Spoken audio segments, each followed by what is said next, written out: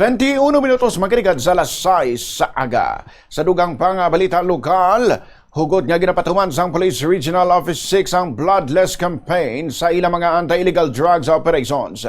Sa interview sa Bombo Radio kay Police Regional Office 6, Acting Regional Director Brigadier General Randolph Tuanio, may tion nga nagabato ang drug subject sa otoridad rason nga last resort o kung iling at tika o kung ulihing at tika ng paggamit sang armas o kung ang ginatawag nila nga one shot.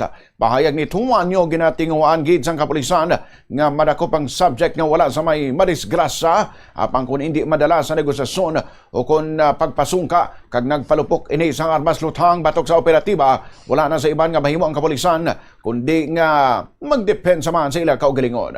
Madumduman nga sang damlag lang napatay isa ka lalaki nga si alias Namo 46 anyos matapos nagbato ini kag natiruhan sa operatiba kadungan sang ginpadigay nga drug bypass operation sa Anini Antique. Ginpahayag ni Tuanyo nga base sa inisalang investigasyon wala sa may ginlapas nga protocol kag nasunod man sang kapulisan ang standard operating procedure o SOP sa mga operasyon. Dugang paniya ginapasiguro sang PRO6 nga hindi mabutang sa peligro ang kabuhi sa mga kapulisan sa anuman nga sahi isang operasyon.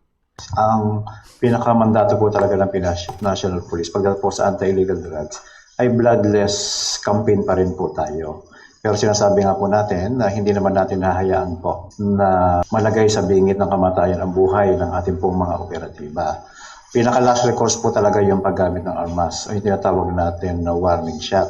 Pero kapag po tayo ay mismong pinaputukan na po ang ating mga operatiba, very instinct naman po yun, ma'am, na ipagtanggol nila yung kanilang sarili. Wala po tayo nakita initially, ma'am, na paglabag sa nasabing operasyon.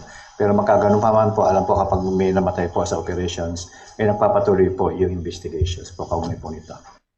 Si Police Brigadier General Randolph Tuanio.